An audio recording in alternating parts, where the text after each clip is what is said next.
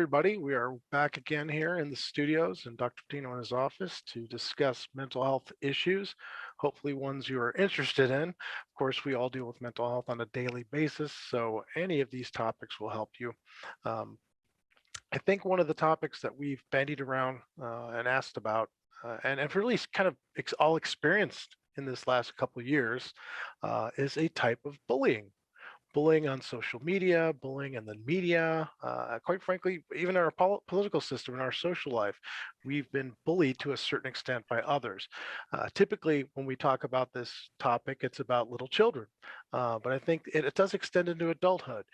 People have been victimized as they're younger, tend to maybe continue to attract, I know maybe that's not the best word, this type of behavior, or at least be exposed to type behavior. Doctor, from your point of view, especially from adolescence, from the adolescence on into adulthood, what's the major factors in this type of behavior for the person doing it, and also the negative effects of the person receiving it? Well, let me start by saying that bullying in general, as you mentioned before, refers to children, and bullying has to do with aggression, right? It's basically a form of violence, and it can be presented in a number of different ways. It can be physical violence, it can be verbal violence, it can be social violence, it can be damage to your property. But usually when we talk about bullying, we talk about kids. I think that we have borrowed the concept to try to explain some aggression that occurs in the adult population. And I don't think that it's wrong to do that, right? But usually, um, and most recently, we can also see bullying via media systems, right? Facebook, Instagram, TikTok. So any form of violence can be considered bullying when it applies to kids, right? And usually, uh, we usually have a perpetrator and we have a victim. But then sometimes we have a perpetrator who's also a victim, right? And I think that when you get into the psychological factors associated with bullying, we really get into issues related to culture, temperament, mental illness, you know, and society tolerance in general, right? I think that there is um, a high degree of acceptance, especially with boys, of aggression. We actually somewhat encourage it, right? And you see, you do a lot of training of kids and adolescents in terms of sports and self-defense and those kinds of things. And you can see in some families the tendency toward recognizing and valuing aggression in a very high way, and that actually becomes like an excuse, right? In order for me to be accepted in my family, I have to be aggressive, right? The problem is that there are people who are vulnerable to being victimized by bullies, right?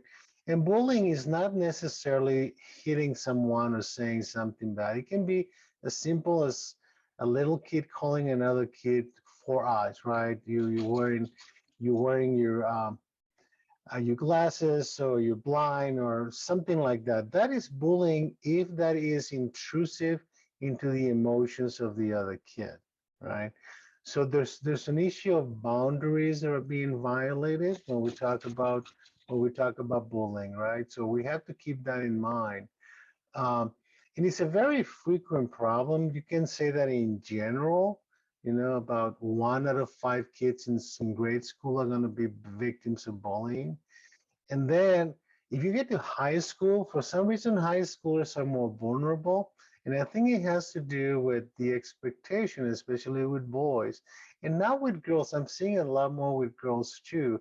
This tendency of overvaluing aggressiveness, right? So we have these kids who are being excessively aggressive, and they feel a need to um, control and exercise power over other people. And you talked about the political environment. We have seen a lot of that over the last 4 or 6 years in terms of people imposing their perception of power onto others as a way of intimidation to try to control political processes, which is really not acceptable. We saw it on January 6th, in the Capitol. That's like a massive bullying, right? You're gonna do it my way because I say so, because I am powerful, and that usually does not end up well, right? Because at the end of the day, people who have real power don't need to show it. Absolutely. Yeah. But don't you also think these people, again, they're in a way feeling insecure, so they're acting out, trying to inflict or impose their will. However, do you think they feel their ability to do it being opened because there's very little ramifications at certain times, especially on the internet, right? No one's going to reach through the screen and grab you by the throat. People feel they could say or do anything on the internet. Face to face, it changes a little bit. And of course, there's the group dynamic that occurred on January 6th as well, kind of mob mentality. But what does push someone to that level? Well, I think that to some degree there is a degree of acceptance into a group, right? So sometimes bullying is a rite of passage, so you're accepted with certain groups. And if you don't manifest your aggressiveness or your aggression by bullying somebody else, you're not accepted. So, especially among teenagers, you have to identify with the group. There's also a high degree of insecurity among those who try to bully others, right? They give themselves a sense of value by exhibiting characteristics that they really don't have. So there's a lot of emptiness and there's a lot of loneliness among these kids with bullying. There's another subgroup of kids that tend to bully others, and that is kids who are vulnerable because of mental illness. Kids with attention deficit disorder tend to be impulsive and aggressive at times. Uh, there's also another group in which the bullying was learned at home, a process of parenting that led to the kids believing that that's acceptable behavior, right? So we have to be very cognizant of those little details. So when we're trying to identify the root causes of bullying in a particular group, we have to look at the movie, right? The movie of that individual's life to see at what point it became accepting, or at what point the kid became insecure, or the kid has other issues, if there's a history of defiance. And also, we have some kids who tend to bully others who have been exposed to um, abuse themselves, right? So they perceive abusing others as their right because they were victimized before. So we have, it's like a monster with a lot of heads, right? So we're trying to understand it. We have to understand that it's an evolving process. It's not a process that happens just because of the kid decided that day to become somebody who bullies others, right? So we have to be cognizant of that. Now, most of these kids, I would assume, really their behavior is being observed outside the home for the most part. Well, most of the time, the bullying occurs in school, right? If we talk about the traditional concept of bullying, but they can bully people in a lot of different places. So how they're doing it and where they're doing it, how they get away with it in different places becomes also important. And we have to understand that the consequences of bullying are really bad for the victim, but they're also really bad for those who bully others, Hmm. right? I mean, there are consequences both sides. I'm not trying to justify and say that we have to feel bad or sorry because somebody's being aggressive with somebody else, but we have to recognize that since we're talking about kids and this happens in the kids' environment, we have to be able to recognize that we have to do preventive work on both sides. Not only that we don't see more victims of bullying, but we find less people bullying others. So you say it starts at home. How does one identify the aggressive behaviors in a child if, especially the parents aren't at home, or as you know, a lot of parents these days, back in the day when you got in trouble, when I was a kid, I got in trouble at school. the parent listened to the teacher and was like, okay, you're punished as well. Now they fight and actually go against the administration saying, no, you must be wrong. How do we rectify that? Well, there's been an evolution of protectiveness with kids that has happened over the last 20 or 25 years, in that parents have become very anxious and very afraid of allowing their kids to experience any pain, right? So is this kind of like dichotomy? We have on one side, we want our kids to be aggressive and we want our kids to be successful, especially when it comes to sports and academics, but we don't want them to hurt. We don't want them to have any situation of pain. And learning to control anger and to manage pain requires experience, right? So if we don't allow our kids to have the experience, then it becomes problematic. So parents need to relax a little bit, right? And learn to listen carefully. You see, here's what happens, and really depends a lot on the culture of the family. It depends a lot on the temperament of the parents and the child, and how those temperaments match or the mismatch. And then it has a lot to do with how anxious the parents are, right? So we have to get back, I think, to the idea of community raising the kids and not necessarily use a box, right, of different places. Well, you mentioned, or we discussed briefly, the behaviors, how to observe what you see and listen to the community that's helping parent your child and not push them away by being that parent who won't listen, but listen to what the school people have to say, with coaches, other inputs have to say. On the other end of it, on the receiving end, the person being bullied, how do we identify those things? I mean, a lot of kids don't talk to their parents that much, or they feel upset, especially if one of their parents is a more aggressive, assertive type. What's the worst thing you do is go to the dad who's all buff and tough and tell him that your feelings are hurt. That's a tough thing to have. How do we manage that? Well, you see, the prevention of bullying and the management of bullying requires that everybody is aware, right? And you're absolutely correct. Kids don't like to talk to their parents for a multitude of different reasons, often because they don't want to present themselves to the parents as being weak. Mm. Okay, they don't want to be victims, whether it's a boy or a girl. Um, so it becomes very important that both parents and teachers recognize that bullying is real, right? I mean, and studies have been done in the past, both parents and teachers tend to minimize bullying. Mm. They tend to, teachers will say um, that is not happening as often as it does, right? So they need to keep their antenna up for and look for the bullying that is happening in the classroom. But we also have to have the parents be cognizant of changes in behavior in their kids, right?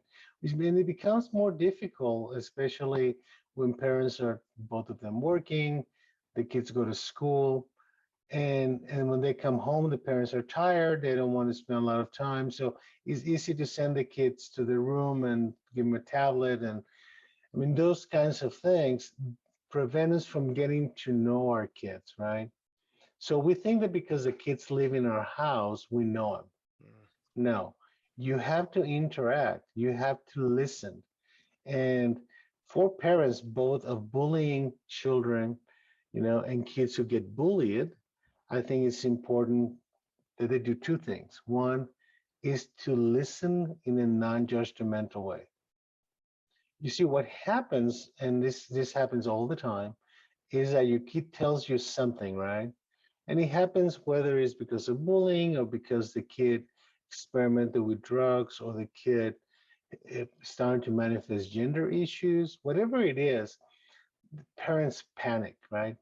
When the parent panics and reacts in an aggressive way, you're making a judgment on the child. So the problem with the judgment is not the judgment itself. The problem is that it stops the communication, right? If you have a kid who's trying skirt, right, or is trying, and is a boy, or is trying some high heels, and you walked him and you beat him up, Well, guess what? It's not going to happen again in front of parents. It doesn't mean it's not going to happen again, right? Or if you tell them something negative in terms of criticizing their gender choices, right? So it is extremely important that we understand one concept is never about the parent. It's always about the child.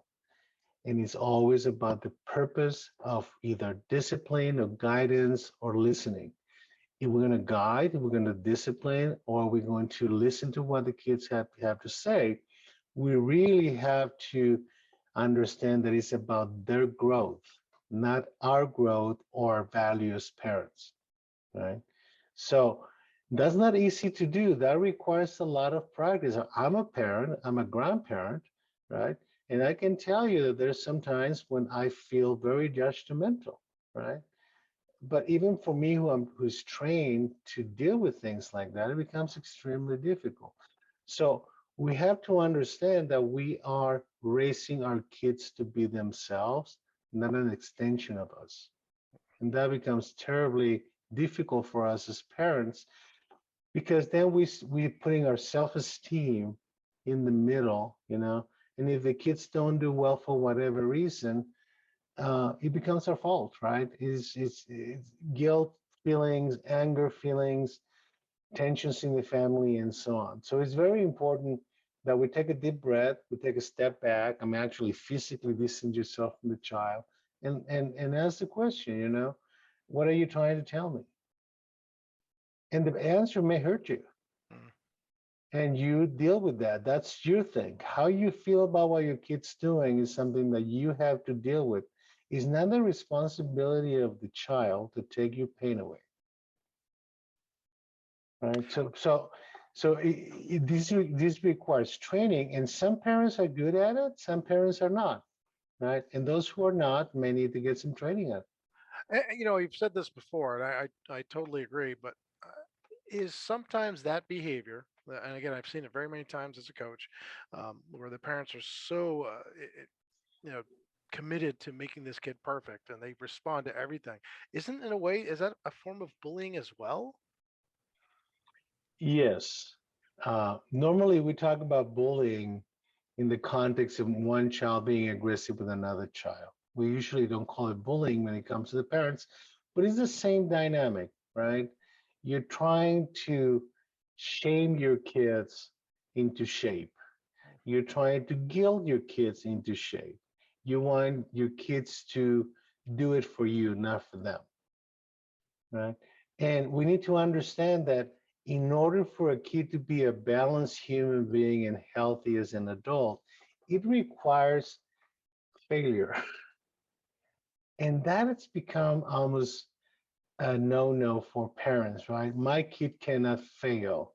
Well, he must Hmm. fail In in order to some learn. things so he can learn to cope with that, right? So the difficult part is that usually the moment of aggression that you see in sports, for example, you know, the parent is at the sidelines yelling and screaming and saying nasty things to their kid, right? That's not the moment to fix that. But it's a red flag that there's something going on with that parent and maybe that family that needs to be looked into. And that's where coaches need to say, you know, stop. Have you considered getting some help for this?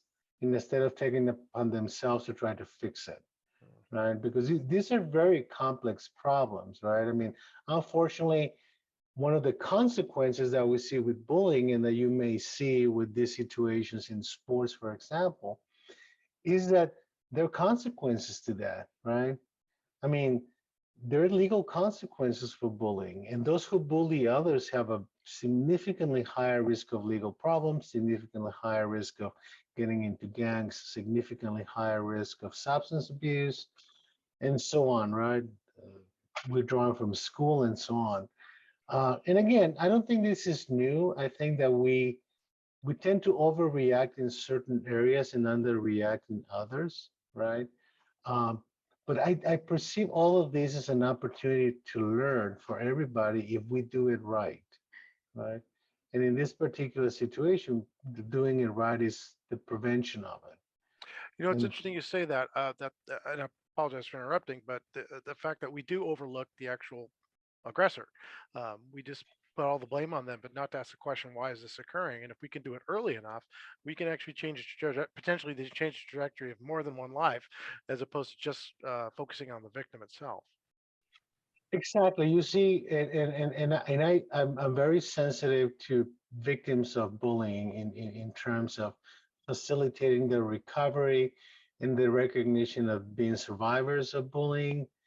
Uh, but if we don't recognize the problems that happen with the one who's doing the bullying, right, then we're failing those kids too. We have this tendency to think that the good and the bad guys, right? And the good guys are the victims and the bad guys are the perpetrators.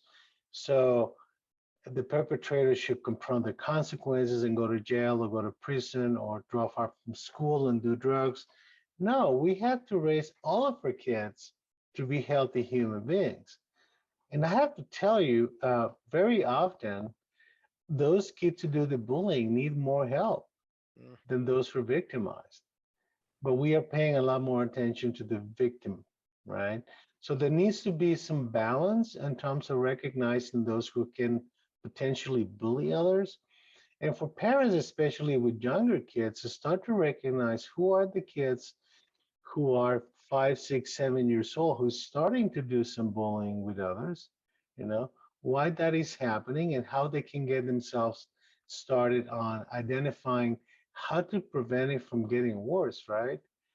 Because if that continues, then there are consequences for their child, right?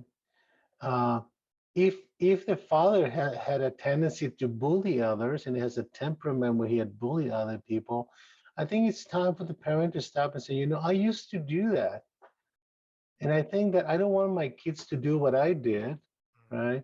So get some professional help and say, how do we go about teaching my kid to not do that? Maybe they have attention deficit disorder. Maybe they are autistic. Maybe they have a lot of anxiety and have to express it in aggressive ways.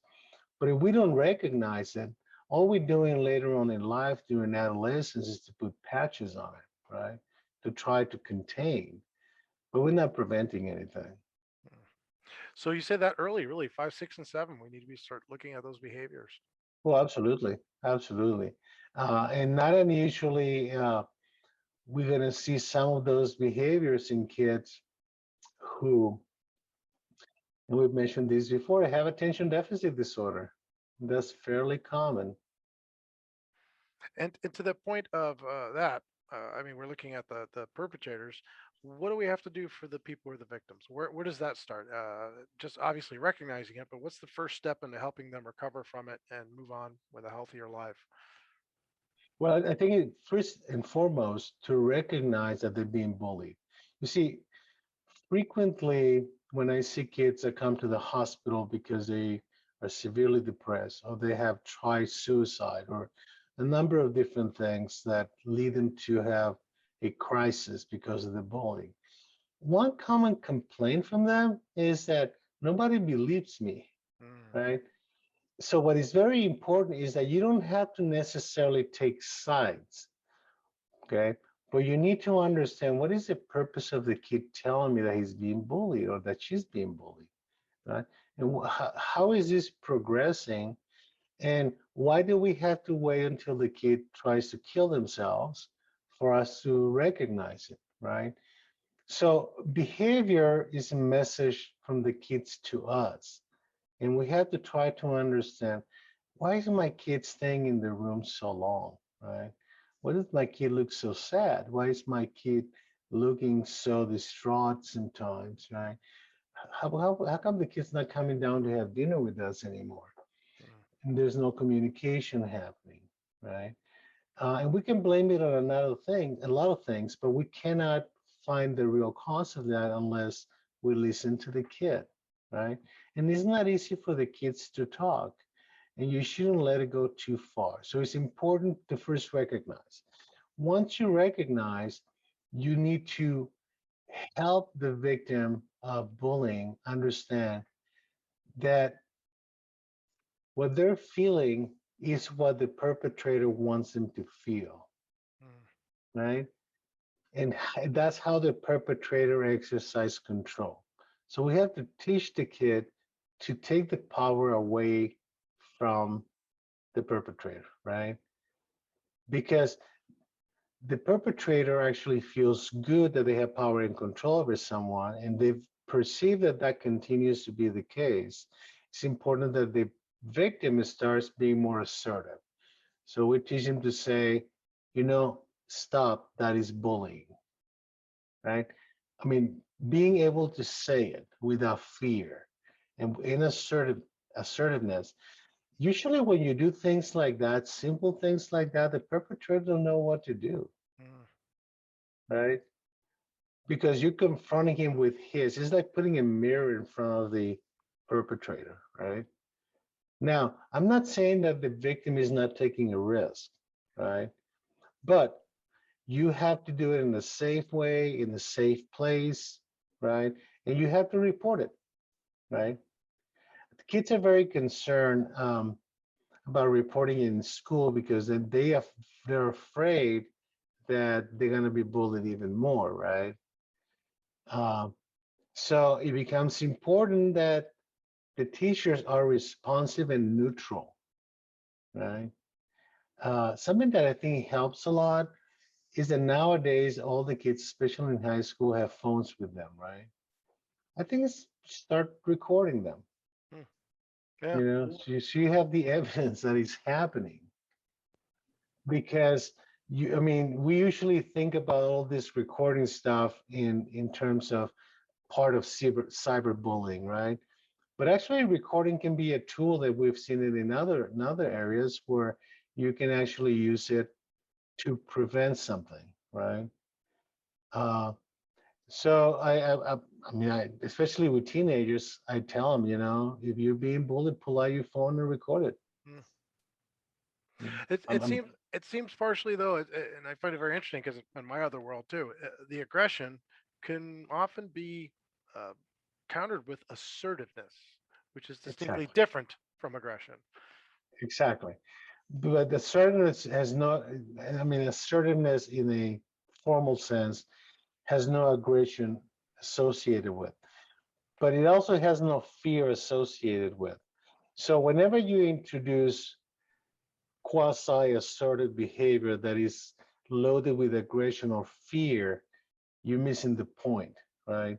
Because basically you come across as being very insecure. So we've seen it a lot during the vaccine debate, right? That somebody wants to engage you almost in a bullying way to to tell you why they're not getting a vaccine, right? And the way you assertively do that is that okay, you stop, you said, I mean, I understand your point, there's no need for any of us to be convinced.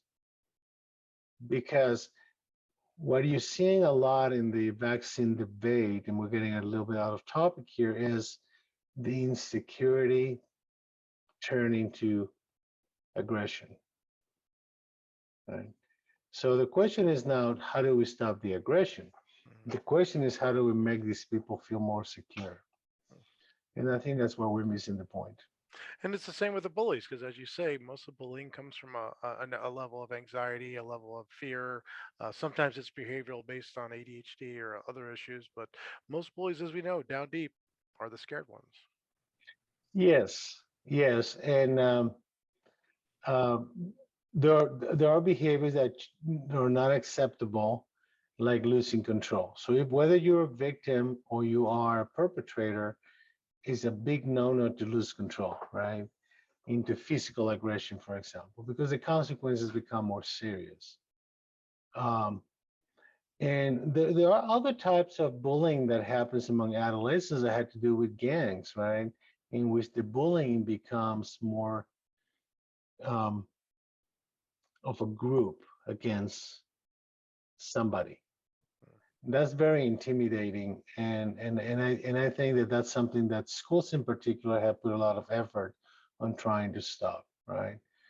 Because what happens in those situations is that that small group can grow very big and feel very empowered, you know. Um, so that's one of the problems with gang bullying is that they can grow. So you can see, for example, the schools taking a lot of steps on like having police on campus and things of that sort to prevent uh, that. I mean, we see that in prisons, for example, right? That these, if you don't, if you end up losing control with the prison population because a group starts bullying and it starts gaining power and control. So there are extensions of bullying that go into a lot of different places, go into the workplace, right? Uh, we don't necessarily call it bullying in the traditional sense, but it's the same dynamic, right? Um, so it has to be identified and it has to be stopped fast. Well, it sounds like being aware of that, as you always say, is the most important. Having some action steps, and like even in my world, always have a plan, and of course have access to a place where you can get help. We briefly discussed before the show some of our listeners and viewers asking questions about where they can seek help. You mentioned a couple places where people should go first in order to get that information. Could you share that with us once more? Well, here in the United States in particular, I think that there are different places where you can seek help. I mean, the most common one that I find very useful is your local mental health association. You just look for it on Google or the phone. I don't know if they're phone books anymore or not, but whatever the phone book of modern era is, and they will guide you into where to get some help, whether it's psychological or psychiatric. Also, your insurance company, if you have insurance, is always a good place to call and say, well, I need a referral to talk to somebody about anxiety or depression. And of course, your local community mental health center, don't be afraid of knocking the door and say, I'm having some difficulty. Um, I have to say that for kids and adolescents, talking to your pediatrician becomes very important.